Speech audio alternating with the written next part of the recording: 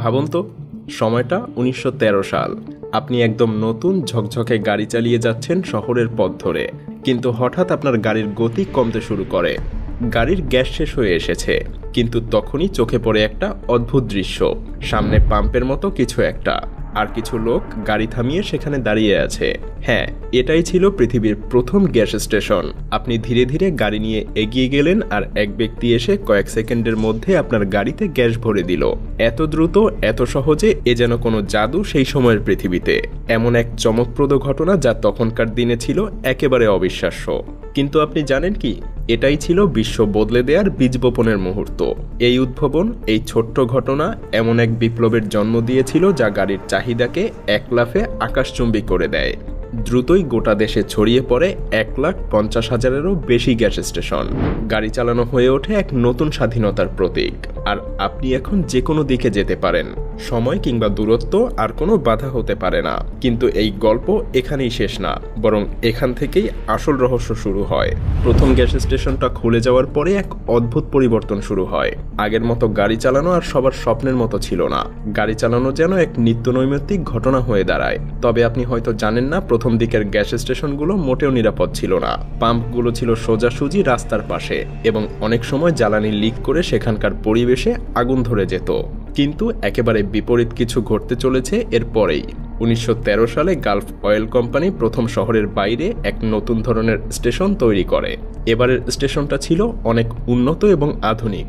তারা ছোট এক পাম্পের বদলে স্থাপন করে বড় একটা আন্ডারগ্রাউন্ড ট্যাঙ্ক, এবং সেখান থেকে একসাথে ৬টা পাম্পের মাধ্যমে একাধিক গাড়ি দ্রুত গ্যাস নিতে পারবে। শুরুতে এই স্টেশনটা খুব একটা জনপ্রিয় ছিল না। তাদের প্রথম দিনে মাত্র ৩০ গ্যালন গ্যাস বিক্রি হয়েছিল। কিন্তু অল্প কয়েকদিনের মধ্যেই গাড়ির মালিকরা দেখলো তাদের গাড়ি এত দ্রুত এবং নিরাপদে ভর্তি হচ্ছে যে তারা বুঝে গেল এটাই ভবিষ্যৎ।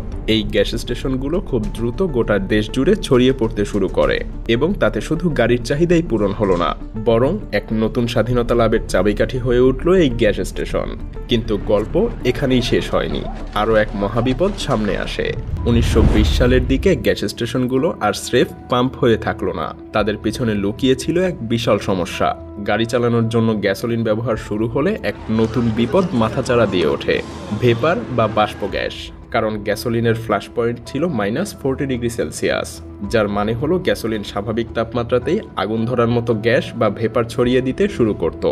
আর সেই ভেপার যখন গ্যাস স্টেশনে জমা হতে থাকতো, তখন একটা ছোট্ট স্পার্ক বা আগুনের শিখাই যথেষ্ট ছিল পুরো স্টেশনকে পুড়িয়ে ছাই করে দেওয়ার জন্য। আপনি হয়তো ভাবছেন, এই সমস্যা থেকে নিরাপত্তা কিভাবে নিশ্চিত হলো?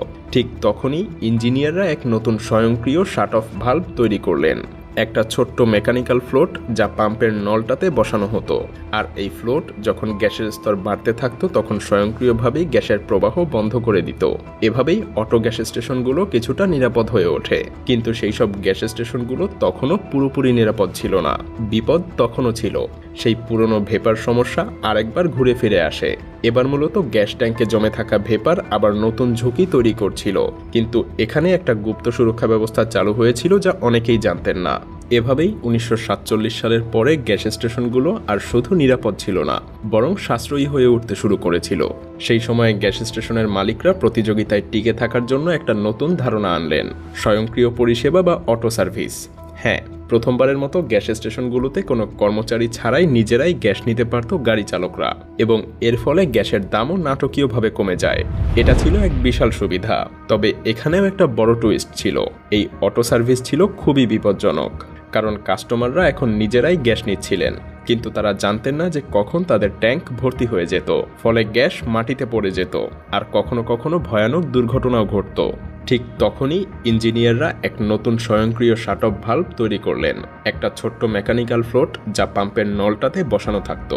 এই ফ্লোট যখন গ্যাসের স্তর বাড়তে থাকতো, তখন স্বয়ংক্রিয়ভাবেই গ্যাসের প্রবাহ বন্ধ করে দিত। এভাবেই স্বয়ংক্রিয় পরিষেবার গ্যাস স্টেশনগুলো কিছুটা নিরাপদ হয়ে উঠল। মূলত প্রথম দিকে গ্যাস পাম্পগুলো ছিল একেবারে সোজা সাপটা। একটা ভালভ দিয়ে গ্যাস প্রবাহিত হতো, কিন্তু আজকের দিনে গ্যাস পাম্প যে একটা মেকানিক্যাল শিল্প হয়ে দাঁড়িয়েছে, সেটা হয়তো আপনি ভাবতেই পারবেন না। আসলে আসলে গ্যাস স্টেশনের এই সকল সুরক্ষিত সিস্টেমটা থেমে থাকার সিস্টেম না।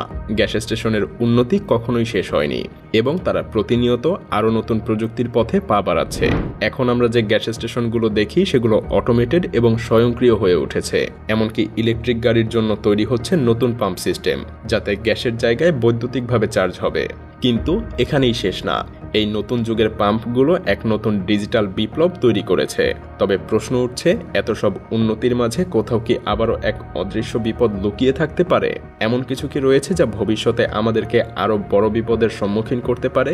এখন যেখানে প্রতিটি পদক্ষেপে নতুন উদ্ভাবন ঘটছে, সেখানে আমরা কি কখনো চিন্তা করি যে এই সিস্টেমগুলো কি পরিপূর্ণভাবে নিরাপদ, নাকি আমাদের এই অজানা বিপদগুলোর সামনে অপেক্ষা করছে?